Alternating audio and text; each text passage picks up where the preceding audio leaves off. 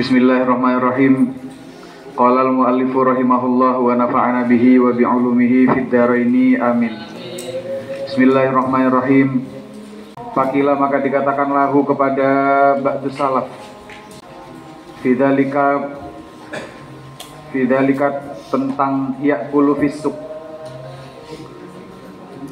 Fidzalika tentang ya'kulu fisuk. Faqala maka dawuh siapa ba'du salaf, dawuhnya matlul ghaniyi dzulmun.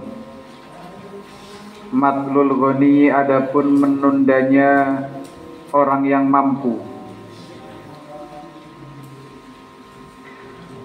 itu dzulmun sebuah kedoliman atau bentuk kedoliman. Nah, ini jawabannya sebenarnya adalah sebuah hadis tapi digunakan sebagai jawaban. Dan uniknya jawaban ini matlul ghaniyim dzulmun itu sebenarnya adalah hadis tentang pelunasan hutang. Jadi sebenarnya hadisnya itu adalah ketika ada orang yang sudah mampu atau bisa bayar hutang tapi kok tidak bayar-bayar, nah itu dzulmun. Berarti kan sebenarnya tentang bayar hutang. Jadi bukan tentang masalah makan di pasar atau segera berbuka, bukan masalah itu sama sekali. Tapi sebagian ulama salaf ketika kegap atau ketika kedapatan dahar atau segera berbuka di pasar, padahal pasar itu adalah tempat yang ya sebisa mungkin segera keluar dari situlah ketika urusannya selesai. Kan seharusnya cepat-cepat keluar. Nah ini malah berhenti dulu ketika berbuka, ketika waktunya berbuka malah milih dahar di pasar. Maka jawabannya matlul ghaniyyi dzulmun. Kalau sudah sanggup untuk dahar, sudah ada yang didahar, sedangkan waktunya sudah berbuka, maka hutang kita kepada badan kita itu segera dilunasi. Karena ketika tidak segera dilunasi, hutang kita kepada badan kita itu adalah bentuk dzulmun, kedoliman kepada badan kita. Jadi ketika sudah sanggup berbuka, sudah diperbolehkan dahar, seharian sudah ditahan makanan, nggak boleh masuk ke dalam tubuh, begitu waktunya bayar hutang kepada tubuh kita, begitu waktunya buka puasa, maka harus sesegera mungkin, jangan di matlul ghani, jangan ditunda-tunda lagi, kasihan tubuhnya. Nah itu jawabannya para ulama sebagian ulama salaf.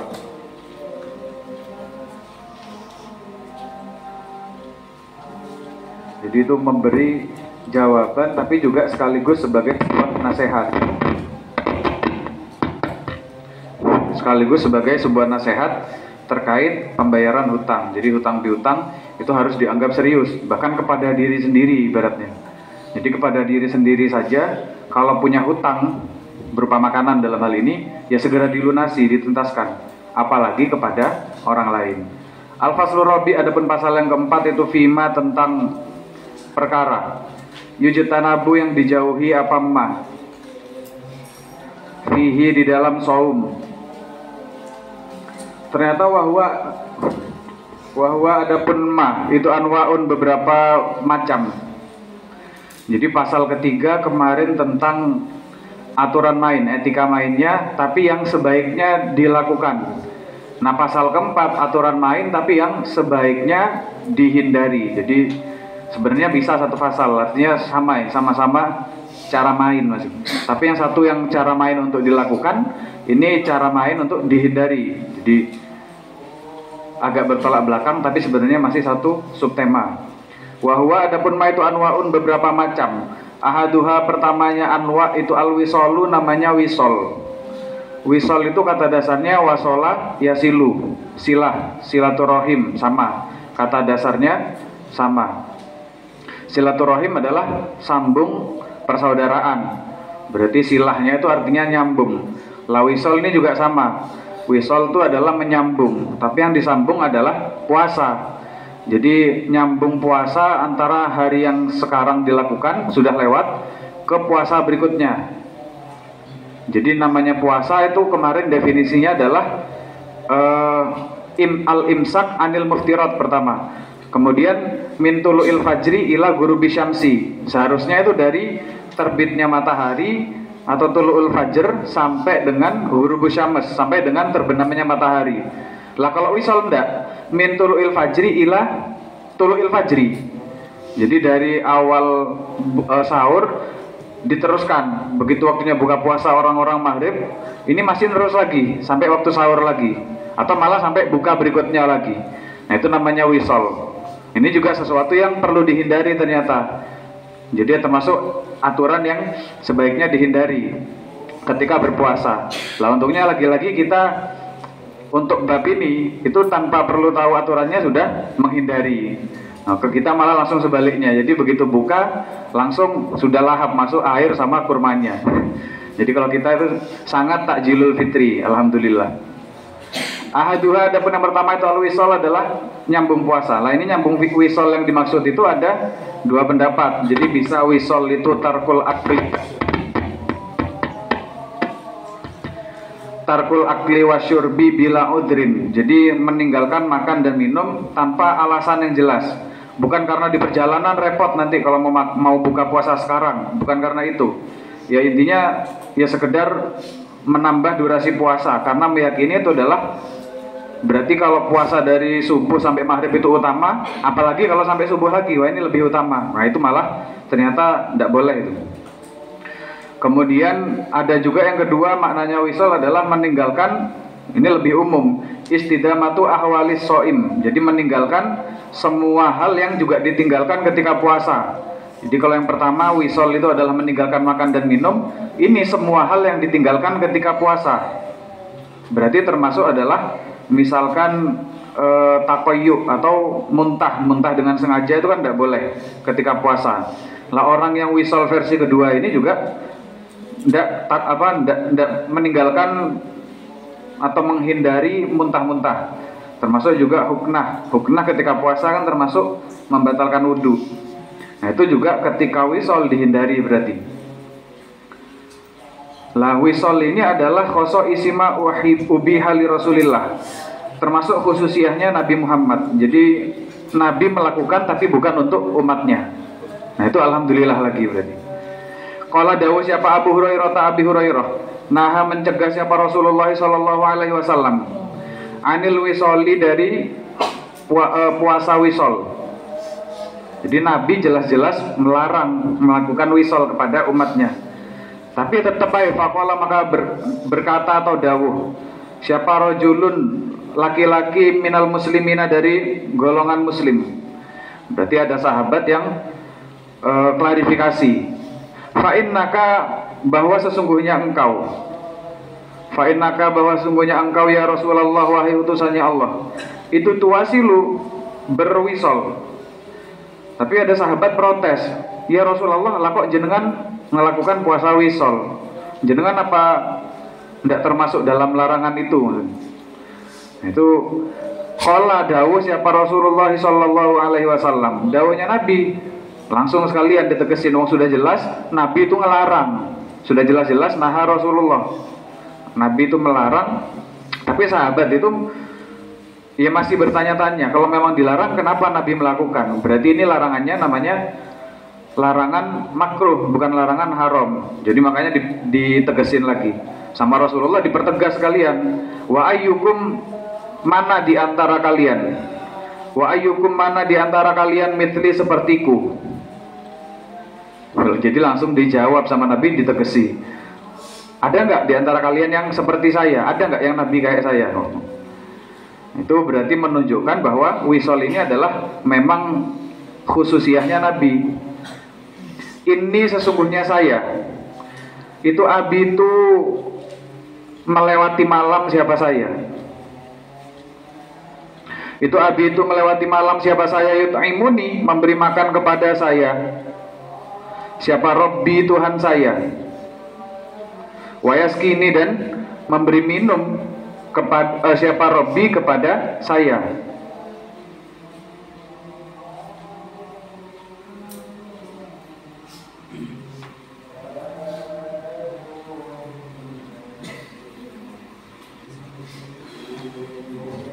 Nah dipertegas lagi, ada nggak di antara kalian yang ala sifati wa manzilati wa qurbi, yang seperti saya? Ada nggak yang sedekat saya kepada Allah katanya? Ini kalau penjelasannya ulama. Kemudian kalau saya, dawuhnya Nabi lanjutannya itu ketika wisol, dalam arti ketika melewati malam di waktu setelah berbuka puasa, setelah waktu berbuka, itu yut'imuni rabbi wa yaskini, Allah memberi makan dan minum kepada saya. Ini juga nanti jadi bermacam-macam pendapat ini. Jadi ada yang mengatakan ya itu memang berarti Nabi langsung diberi daharan dan minuman oleh Allah langsung dari surga. Sedangkan makanan dari surga itu tidak bisa dikatakan membatalkan puasa wisol katanya. Makanya Nabi masih wisol tapi tetap dahar, lah itu unik. Falamma abau, maka ketika membantah. Falamma abau, maka ketika membantah. Ayyan tahu, untuk berhenti siapa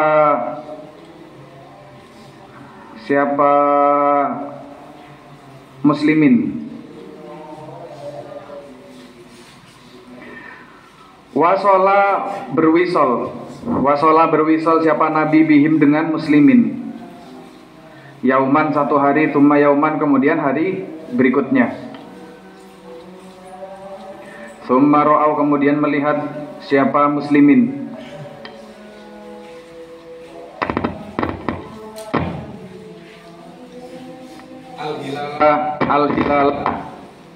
Hilal hari raya.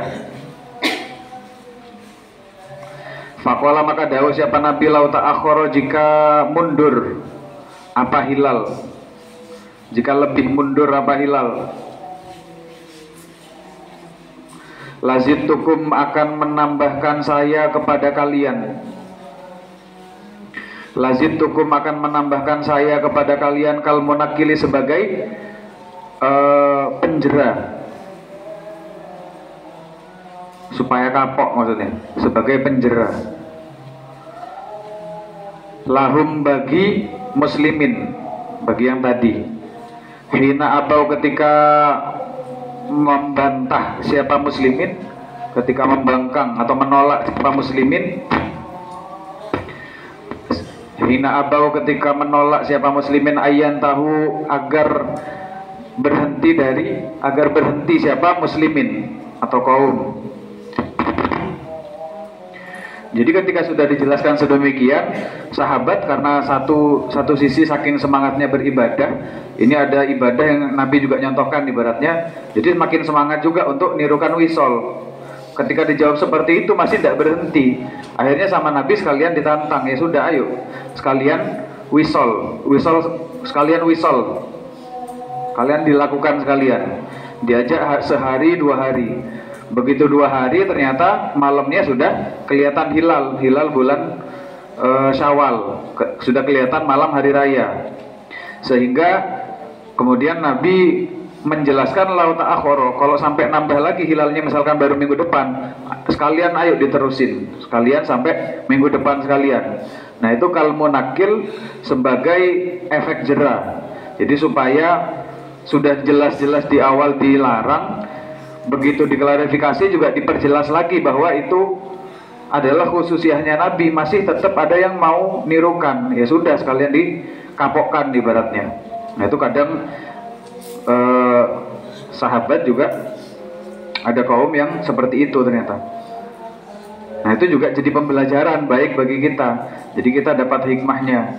Kalau sudah dijelaskan sesuatu secara jelas, nggak perlu sok-sokan merinci lagi kadang-kadang. Ketika sudah diberikan status suatu hukum, apalagi kalau statusnya itu misalkan umum atau enteng, ya sudah jalani yang dijelaskan atau yang diperintahkan. Nggak perlu diperinci, karena ketika memperinci kadang justru mempersulit. Hanya dijelaskan ya ayyuhalladzina amanu la tas'alu an asya'a in tubdalakum tasukkum. Jangan kebanyakan nanya, karena kalau kebanyakan nanya begitu dijelaskan kadang itu justru mempersulit. Wa innama naha, dan sesungguhnya mencegah atau melarang siapa Rasul anil wisoli, dari puasa wisol. Nah ini apa hikmah dibalik larangan puasa wisol, larangan menyambung antar 2 puasa. 5 karena kondisi fihi di dalam wisol. 5 karena kondisi fihi di dalam wisol min id'afil kuwa, dari melemahkan kekuatan. Nah, itu kan alasan yang jelas sebenarnya. Karena ketika puasa dari subuh sampai maghrib aja udah bikin lemes, apalagi ditambah sampai subuh lagi. Wah, itu udah pingsan itu jangan-jangan kalau kita. Wa itmaril ajsadi, dan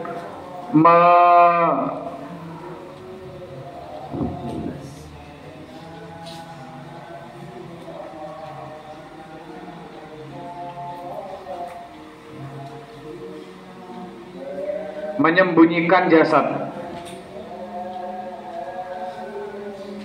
atau meneruskan jasad min ghairi ibadatin, karena selain ibadah sudah melemahkan kekuatan, tidak ada nilai ibadahnya. Artinya kan nyiksa. Padahal tadi matlul ghaniyi dulmun kalau dawuhnya ulama salaf. Nah, ini malah tetap diteruskan bablasnya sampai buka berikutnya. Itu kan kasihan tubuhnya berarti. Padahal untuk sesuatu yang tidak bernilai ibadah. Wa amma Rasulullah, adapun Rasulullah sallallahu alaihi wasallam, wa in kana, sekalipun ada apa akluhum, daharnya Nabi.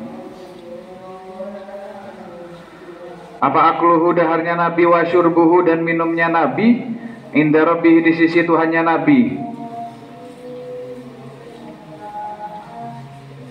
Itu hakikatan, makna hakiki. Artinya kalau memang tadi kan dawuhnya Nabi setiap malam itu diberi makan dan minum. Kalau diberi makan dan minum ya berarti fa'innahu, maka sesungguhnya Nabi itu lami wasil, tidak berwisol. Siapa Nabi? Berarti sebenarnya berarti enggak berwisol. Kalau memang betul-betul diberi makan dan minum. Wa in ubira, jika diumpamakan. Wa in ubira, jika diperumpamakan apa bil akli, dengan makan, wasyurbi, dan minum, an kuwatil unsi, dari kuatnya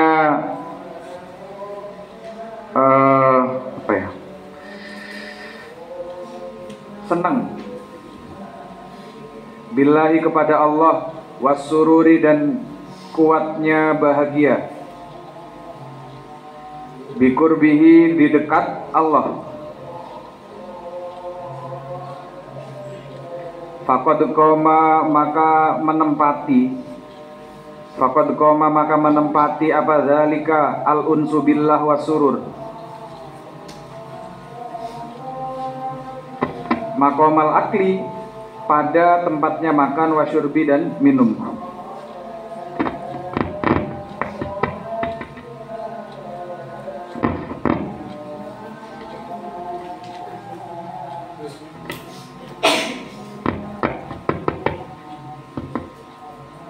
Bi'in asyikuwahu, dalam membangkitkan kekuatannya Nabi. Jadi makna pertama, hakikat. Makna kedua adalah makna majas ternyata. Jadi dibahasakan Rasulullah itu seakan-akan diberi makan dan minum oleh Allah. Artinya pada waktu itu ketika sudah berbuka, makan dan minum itu adalah gambaran kecintaan dan kebahagiaan Nabi karena berada di dekat Allah, karena berada di sisi Allah. Maka rasa cinta dan rasa bahagia itu sebagai penggambaran dari makan dan minum itu sudah sama dalam membangkitkan kekuatan. Jadi dalam mengembalikan energi puasa itu sama. Balhuwa, bahkan unsubillah itu ablagu lebih minat to'ami, daripada makanan, wasyarobi, dan minum. Bahkan unsubillah, rasa suka atau rasa bahagia itu biasanya berhasil atau lebih kuat dibandingkan ketika makan dan minum. Nah, ini gambarannya ketika kita misalkan lagi lapar dan minum, tiba-tiba kedengeran kabar bahagia, tiba-tiba misalkan dapat undian umroh misalkan. Nah, itu kan bahagianya pasti langsung dominan dibandingkan rasa lapar dan hausnya. Nah, Rasul juga sama. Dalam pandangan kedua, bahagia al-unsu billah wasurur biqurbihi itu langsung mengalahkan lapar dan dahaganya yang dirasakan oleh Nabi.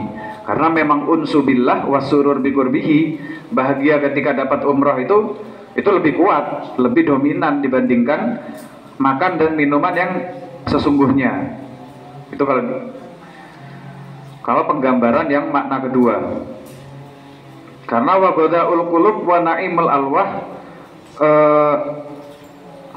energi hati dan juga ruh itu a'dhamu atharon, lebih memiliki efek lebih dominan min godail ajsami wal ashbah, daripada makanan yang sesungguhnya. Nah, ini berarti juga penggambaran falil anbiya jihadu tajarrud wa jihadu ta'alluq. Jadi Nabi itu punya dua sisi. Yang pertama sisi yang hakiki, yang nampak, sisi dohiriyah. Itu sisi yang kita lihat sehari-hari. Jadi nampaknya seakan-akan Nabi itu tidak makan. Nabi itu seakan-akan misalkan sakit ketika berperang, dilempar sesuatu itu juga berdarah. Itu sesuatu yang dohirnya. Nah, sesuatu yang dohir ini yang bisa kita petik, yang bisa kita pelajari. Karena sama dengan kita. Ketika dipukul ya berdarah, ketika diapakan ya demikian, ketika tidak makan ya lapar, dan seterusnya ya sama. Itu juga sesuatu yang bisa kita petik, sesuatu yang dimensi dohirnya Nabi. Tapi Nabi juga punya jihadu ta'alluq, jihadu tajarrud, atau dimensi yang khusus milik Nabi. Nah, ini gambarannya wa inubira tadi. Jadi unsubillah wa surur biqurbihi itu adalah dimensi yang kita tuh tidak mampu untuk menyamai. Dimensi yang tidak bisa kita tiru, karena ini dimensi batinnya Nabi. Waqad sumtu, dan sungguh berpuasa. Berpuasa siapa saya? Dalam sebuah syair dikatakan terkait hal ini. Waqad sumtu, berpuasa saya an ladzati dahri, tentang kenikmatan. Oh gini, an ladzati dahri, dari kenikmatan setahun. Tahun saya, an ladzati dahri, dari kenikmatan setahun saya, kulliha, seluruhnya dahr, seluruhnya ladzat ini harusnya. Wa yaumul liqakum, adapun hari bertemu engkau,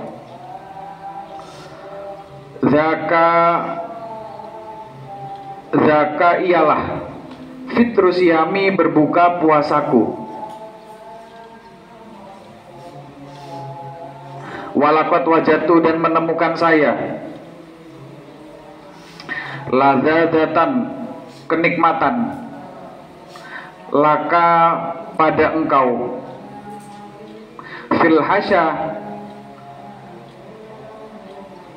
untuk isi perut, laisat, yang tidak ada, apa lazadah, laisat, yang tidak ada apa lazadah limakulin, pada makanan, wala masyrubin, dan minuman. Jadi ada syair yang dinukil dari Ibnu Rajab Al-Hambali.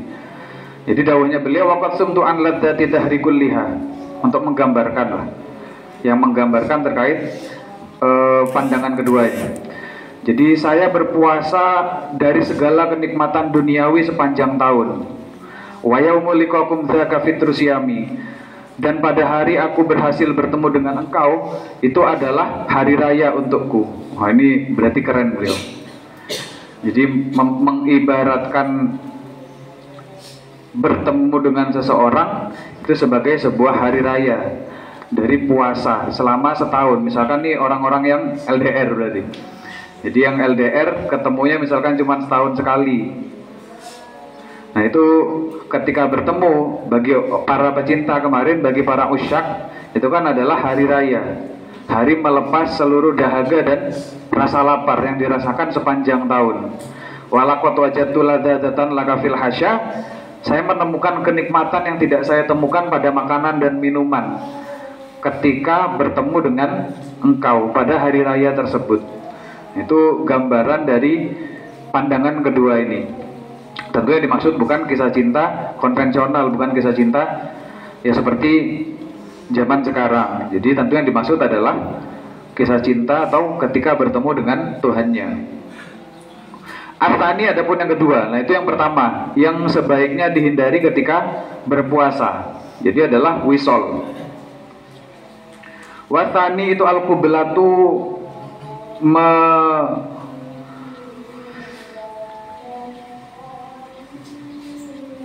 mencium.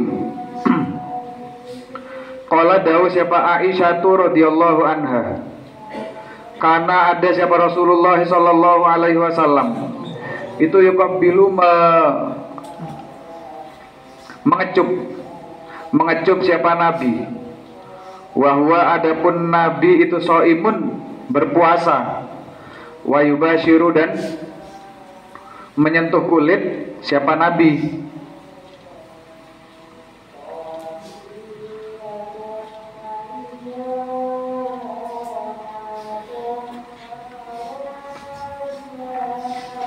Wahwa adapun Nabi itu shaimun berpuasa siapa Nabi.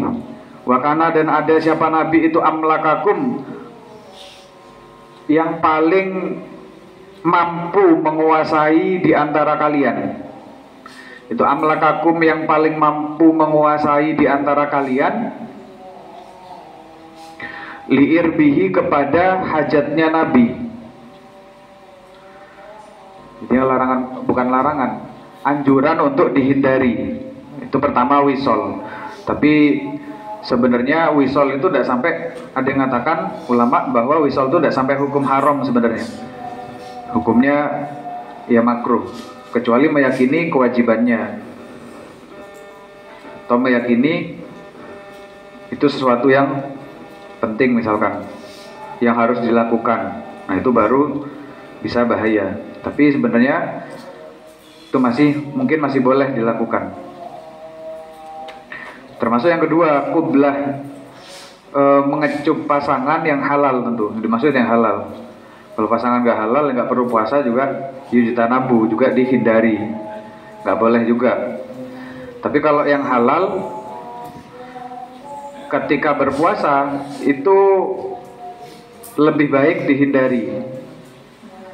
Meskipun masih boleh, jadi hukumnya masih boleh seperti ini. Kalau yang kedua juga sama. Tapi lebih baik dihindari. Kalau dawuhnya Imam Izzuddin bin Abdissalam. Nah, ini kan contohnya Nabi. Kalau Nabi memang mengecup Siti Aisyah ya, dalam kondisi beliau sedang berpuasa. Tapi beliau itu adalah amlakana liirbihi, adalah yang paling sanggup dalam menguasai hawa nafsunya. Jadi kalau yang Nabi mungkin bisa ngerem setelah qublah, setelah takbil, setelah mengecup istrinya selesai. Tapi kalau kita barangkali, apalagi kalau baru nikah, nah itu biasanya kalau dimulai dengan kecupan, nah itu berakhir dengan apa biasanya? Dengan mandi. Nah itu jadi adalah sesuatu yang jangan kalau kelasnya kita, karena kita belum tentu bisa ngerem. Kalau ke pasangan halal, mungkin awalnya hanya coba-coba, awalnya hanya takbil, tapi biasanya itu masuk ke step-step berikutnya, jadi berakhir dengan tadi. Faman kana, kecuali faman maka barang siapa itu kana ada siapa man itu syaikhon, sepuh. Nah ini syekh yang bermakna lugawi, artinya syekh yang bermakna bukan orang alim, tapi syekh yang sesungguhnya, orang yang sudah sepuh. Berarti yang sudah melewati fase syabab.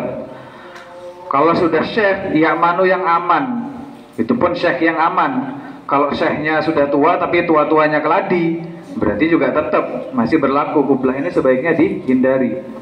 Ala nafsihi, atas dirinya syekh. Min tahriki syahwat, dari menggerakkan syahwat.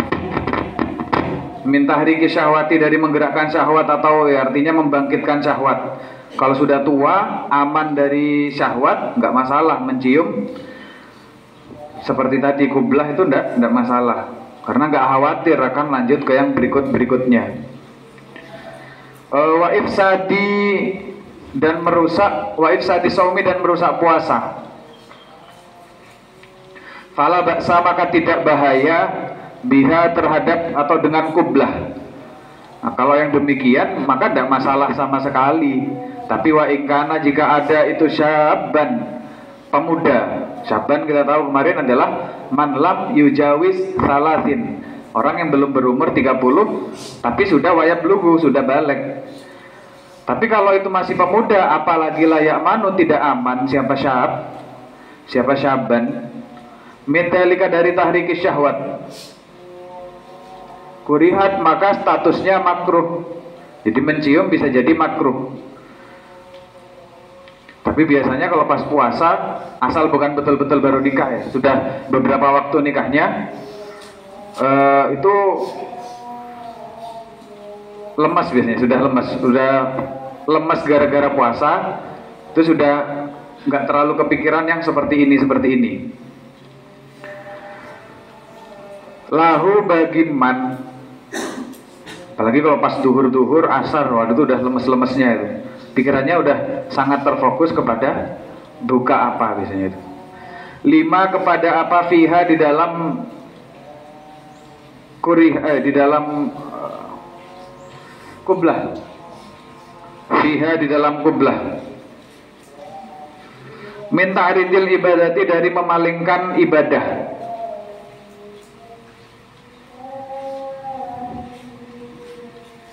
Lil ifsadi, karena merusak, wal mukhotorah apa mukhotirah itu? Kasrah ya. Wal mukhotirati, dan mengkhawatirkan, biha terhadap ibadah.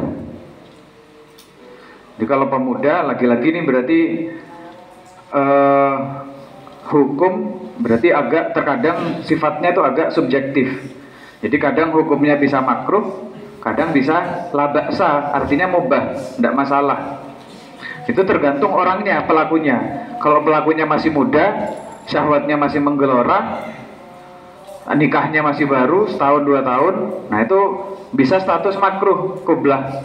Tapi kalau sudah tua, kalau sudah tidak ada kemungkinan untuk bergeloranya syahwat dengan sekedar mencium atau sekedar mengecup pasangannya, maka ya tidak masalah, fala ba'sa, kan berarti subjektivitas. Nah ini kalau dawuhnya Imam Bujairimi, kublah itu ada 5 level, 5 kelas, jadi ada 5 model. Jadi sebenarnya kublah yang dimakruhkan itu nanti ada sendiri, kublah yang satu jenis ini. Jadi kublah itu mengecup itu ada, yang pertama kublah tumawat, ya kublah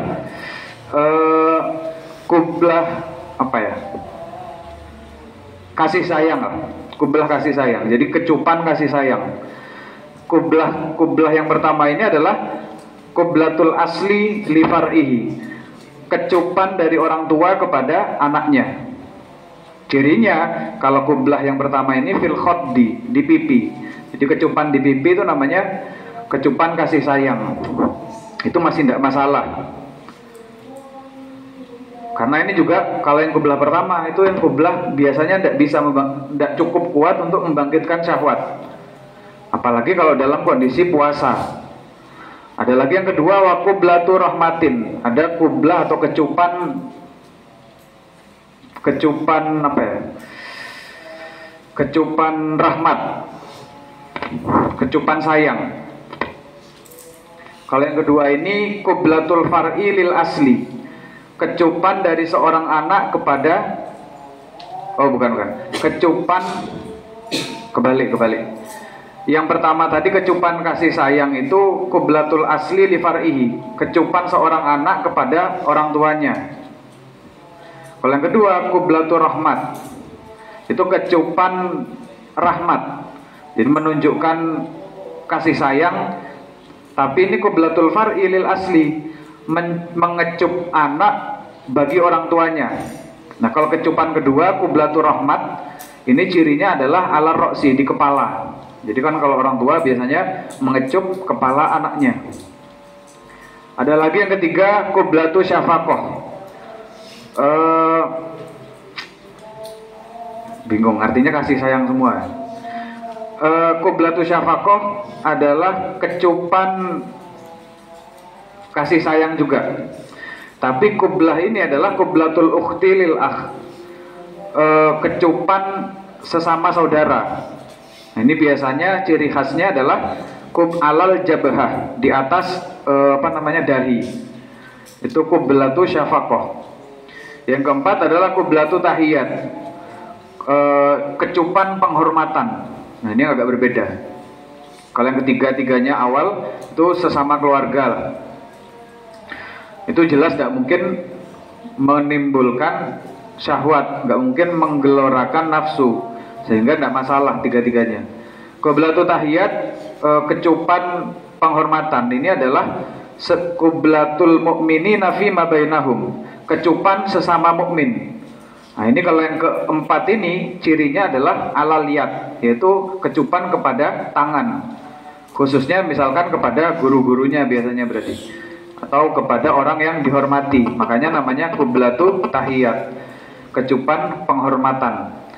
Baru yang kelima ada namanya kublatu syahwatin. Nah, ini berarti tipikal kecupan yang menggairahkan, yaitu kublatu zauji li zaujatihi alal fam. Nah, ini yang sangat memicu munculnya syahwat. Kalau ini selama masih statusnya suami istri, pokoknya masih pada dasarnya memiliki syahwat kepada pasangannya, kalau melakukan kublatu syahwat, cirinya adalah alal fam, di bibir.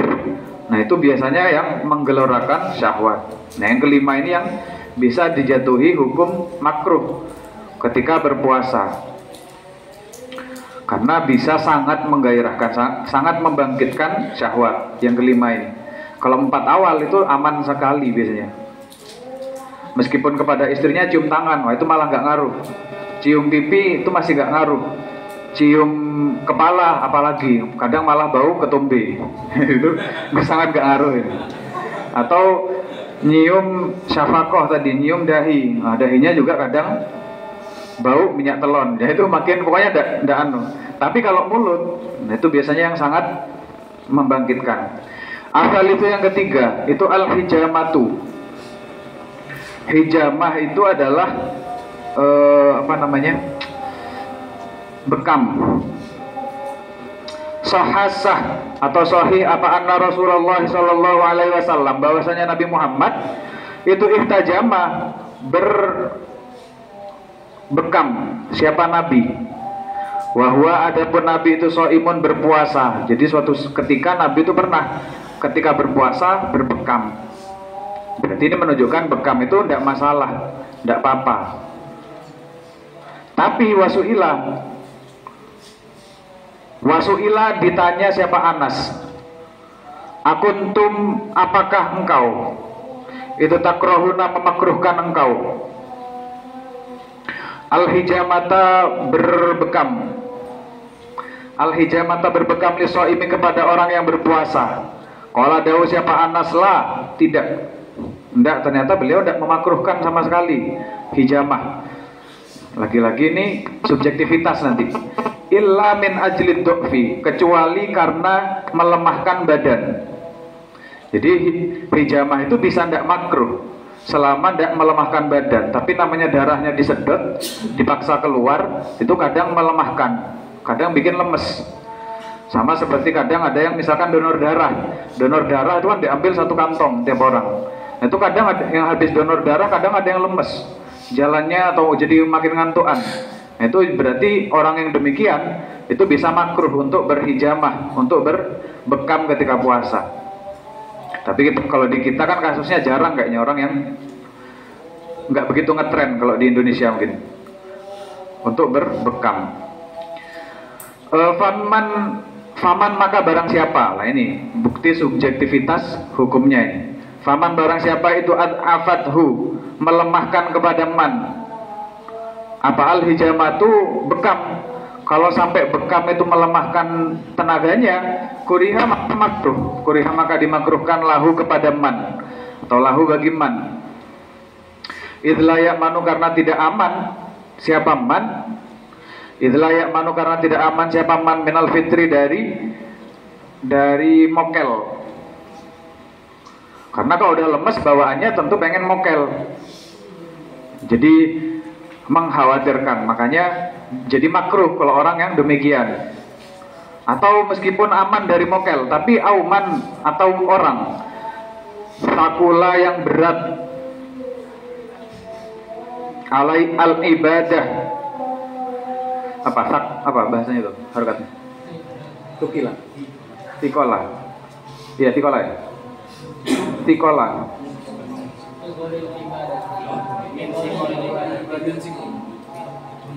Omin tikoli.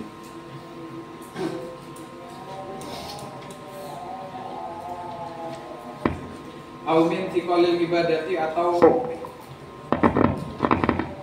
dari beratnya ibadah, atau gara-gara berbekam kemudian jadi malas beribadah, akhirnya sholat duhurnya bablas misalkan, nah itu jelas malah bisa haram. Alaihi bagiman fayatabarrom, maka atau sehingga bosen siapa man biha dengan ibadah, gara-gara berbekam akhirnya jadi malas ibadah, jadi nggak mau ibadah. Biasanya kalau nggak bekam misalkan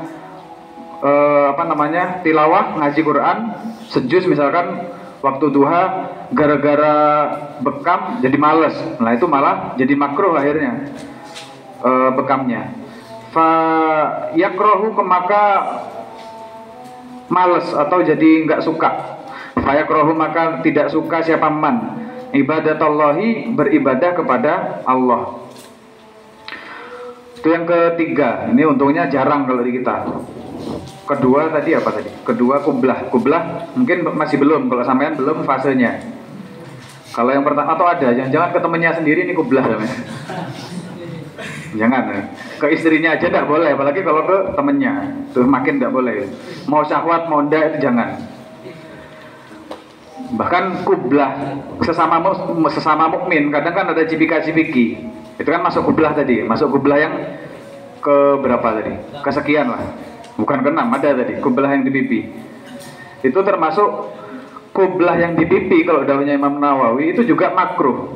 Jadi kadang ada kita melihat orang cipika-cipiki, misalkan pejabat cipika-cipiki, atau orang sama saling kenal cipika-cipiki, itu makruh sebenarnya. Kecuali hanya pada satu hal, yaitu ketika bepergian jauh. Jadi kalau misalkan ada orang baru datang jauh, cipika-cipiki itu masih tidak masalah. Orang sama-sama misalkan safar ketemunya di Solo, orang Probolinggo sama Surabaya, berarti kan sama-sama bepergian jauh, ketemu di suatu acara, misalkan ketemu di Hall Solo, sama-sama orang jauhnya, atau yang satu misalkan orang sana sendiri, satu orang jauh, baru datang nyambut cipika-cipiki, itu tidak masalah, sama-sama laki tapi ya, kok perempuan tamunya ya tetap tidak boleh. Tapi kalau sama-sama orang lokal, cipika-cipiki itu sebenarnya juga makruh. Apalagi yang pertama tadi apa? Wisol itu juga kita sangat menghindari, itu udah tidak perlu disuruh, itu alhamdulillah sudah menghindari. Ar-Rabi yang keempat itu al-kuhlu. Kuhlu itu celaan. Karena ada siapa Anas, sahabat Anas itu yaktahilu, menggunakan celak yang dipakai di mata itu, hitam-hitam kayak pensip. Wahwa adapun Anas itu soimun, berpuasa.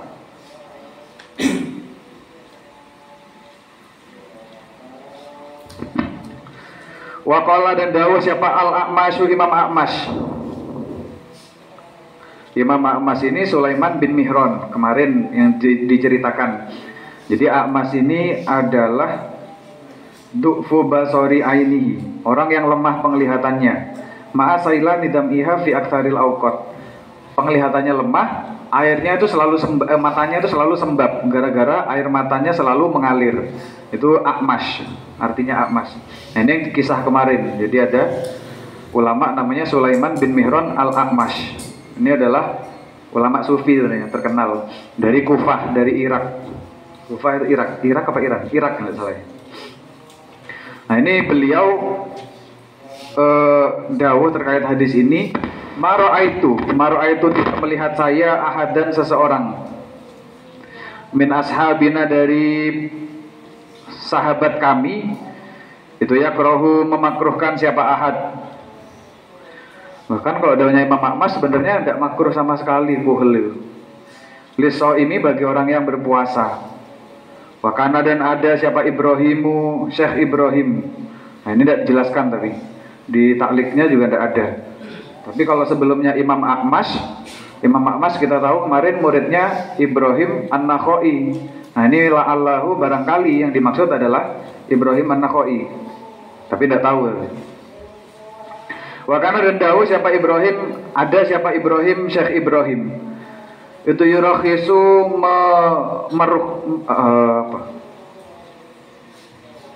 memurahkan siapa Ibrahim. Ayat tahila jika bercelak, jika menggunakan celak. Siapa as-soimu orang berpuasa bisobiri dengan celak sobir. Celak itu ada macam-macam ternyata. Kalau Imam Ahmad itu tidak melihat sama sekali orang yang memakruhkan. Tapi kalau Ibrahim, nah ini dia tahu Ibrahim siapa, Syekh Ibrahim itu tidak masalah sama sekali. Tapi khusus pada celak sobir. Celak sobir itu celak yang biasanya warnanya merah. Kan celak ada yang warna hitam, nah itu biasanya celak ismit. Nah ini celak merah. Celak sobir.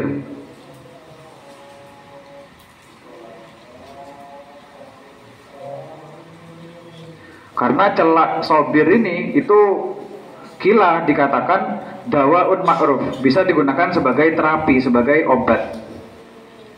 Berbeda dari celak yang hitam, celak yang ismit itu.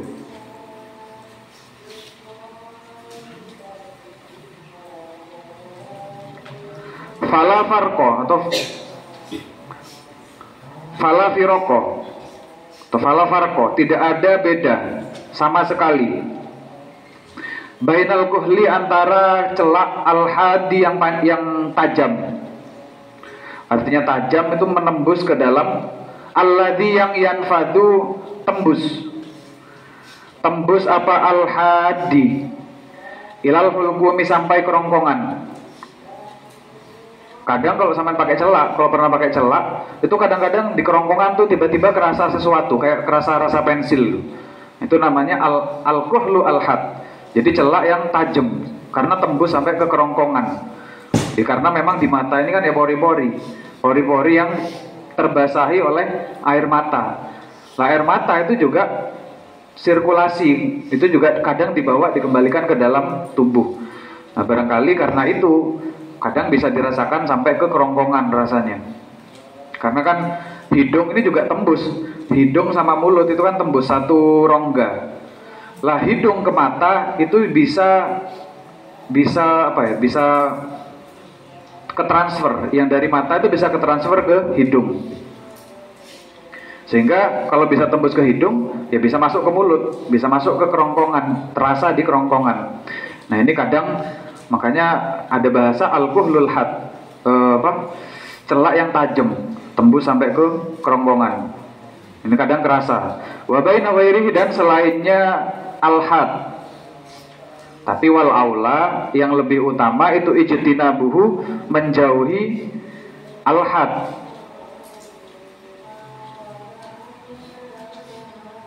Jadi mau kerasa di mulut atau enggak, selama itu celaknya dimasukkan lewat mata, lewat tempatnya biasanya itu kelopak ya, atau apa itu di tempat celak, meskipun kerasa sampai kerongkongan itu tidak masalah. Kecuali kalau celaknya digunakan di lidah, lah itu baru membatalkan. Kalau sampai kerasa di kerongkongan, ketelan. Khurujan min khilafi, khurujan keluar, karena keluar min khilafil ulama, dari khilafnya ulama. Tapi kalau Imam Syafi'i, Imam Hanafi itu tidak memakruhkan celak. Jadi tidak masalah, kita kan Syafi'iyah. Meskipun kalau berarti selain Syafi'i dan Hanafi itu memakruhkan ya. Maka karena demikian, dua dari dua itu memakruhkan, artinya ada perbedaan pendapat di kalangan ulama. Maka tentu al-aula ijtinabuhu, yang lebih utama adalah menghindari perbedaan pendapat. Tentu dihindari ke arah yang paling aman, yaitu sekalian gak usah pakai celak ketika siam, ketika puasa. Al-khamisu, Al-khamisu yang kelima itu al-istinsyaku. Al-istinsyak menyerap air dari hidung, menyedot air dari hidung.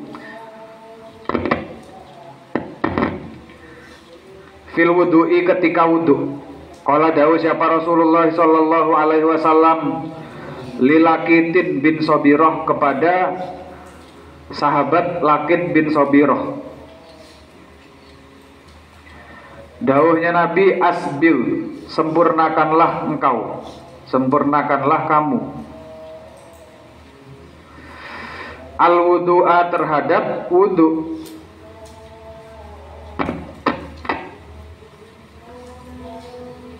Maksudnya asbigil wudu itu adalah ngelebihin nyiram dari syarat apa? Dari rukunnya wudu. Jadi kalau rukunnya itu sampai telapak sampai apa namanya? Siku. Nah, itu dilebihin dikit. Nah, itu namanya isbagul wudu berarti. Wa qallil dan sela-sela dan menyela-nyela. Wa qallil dan menyela-nyelalah engkau.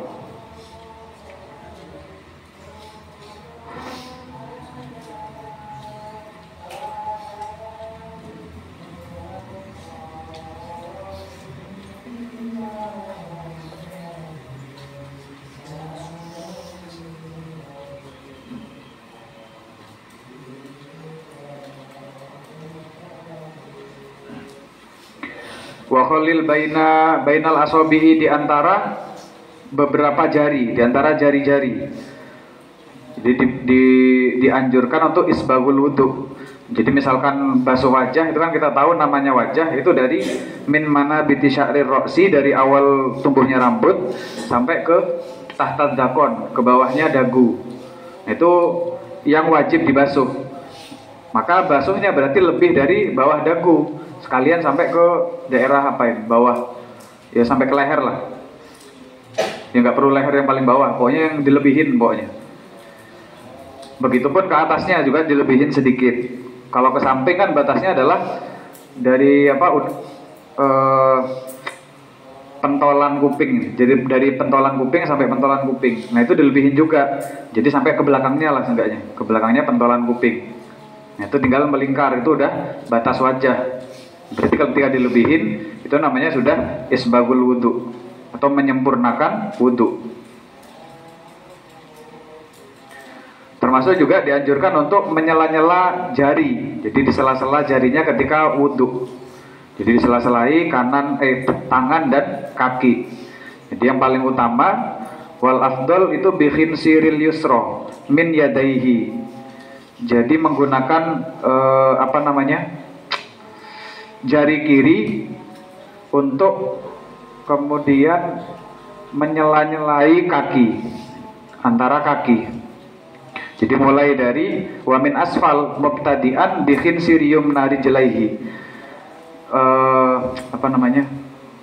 Kelingking kiri tangan digunakan untuk menyela-nyelai jari-jari kaki. Dimulai dari yang kelingking kanan kaki, kemudian urut sampai ke kelingking kiri kaki. Jadi mulai kelingking kanan sampai kelingking kiri kaki menggunakan kelingking tangan. Nah itu yang dianjurkannya. Karena ini ada sebuah hadis karena yudalliku asobi arijlaihi bi khinsirihi. Jadi Nabi juga menyela-nyela jari kaki itu dengan ya tadi itu seperti yang disebutkan. Wabalik dan sangatlah fil istinsyaki ketika menyedot air dari hidung. Ketika menyedot air dari hidung illa kecuali antakuna, jika ada siapa engkau itu iman berpuasa. Begitupun istinsyak ketika nyedot air masuk ke dalam hidung itu kan kadang disedot itu sampai ke kerasa di atas ini di antara mata. Itu karena melebih-lebihkan dalam beristinsyak ini. Itu dianjurkan kecuali ketika puasa. Jadi ketika puasa ini dawuh yang jelas, ini clear atau terang benderang, ketika puasa istinsyak itu dihindari. Barangkali lagi-lagi tadi karena rongga hidung itu nyambung dengan rongga mulut. Kalau di mubalaghah disangat-sangatkan istinsyaknya, dilebih-lebihkan, itu khawatir ada air yang masuk ke dalam mulut. Karena kalau demikian itu bisa jadi batal. Fanaha maka melarang siapa Nabi anil mubalaghati dari sangat-sangat, dari sangat, lima karena kondisi fidzalika dalam bermubalaghah, minal mukhatarati dari sesuatu yang mengkhawatirkan, atau minal mukhatirati apa? Minal mukhatarati dari sesuatu yang mengkhawatirkan bil ibadati kepada ibadah, wa ta'ridil dan mendorong, lil ifsadi pada rusaknya ibadah, lil ifsadi pada rusaknya ibadah. Karena ketika puasa tadi nyambung rongganya. Wallahu adapun Allah itu a'lamu lebih mengetahui.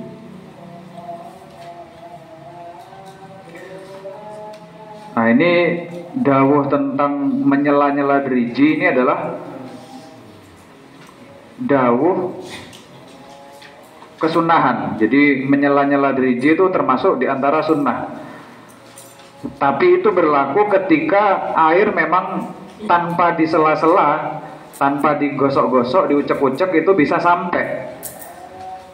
Kalau misalkan jarinya itu ketutup oleh sesuatu, entah itu ketutup misalkan dari awal lahir punya kulit, misalkan kulit sisik misalkan yang nutupi, nah maka kalau kasusnya seperti itu, nyela-nyela jari ketika wudhu itu jadi wajib. Atau misalkan pakai cincin, cincinnya rapet sekali, saking rapetnya tidak bisa dibuka misalkan, tidak bisa dibuka, nggak bisa ditarik, nggak bisa dilepas, maka kalau seperti itu wajib minimal digerak-gerakkan. Karena dengan digerak-gerakkan itu kan berarti ada ruang yang bisa dimasuki oleh air. Jadi ketika cincinnya saking ketatnya itu harus digerak-gerakkan sambil dibasuh. Karena kalau tidak seperti itu ya berarti ada anggota yang belum terbasahi, ada anggota wudhu yang belum basah. Kalau ada anggota wajib yang belum basah, berarti wudhunya belum sah, bukan belum sempurna, bahkan belum bentuk wudhu, belum bisa dinamakan wudhu. Al-faslul khamis, tsumma qala wallahu a'lam bis-shawab.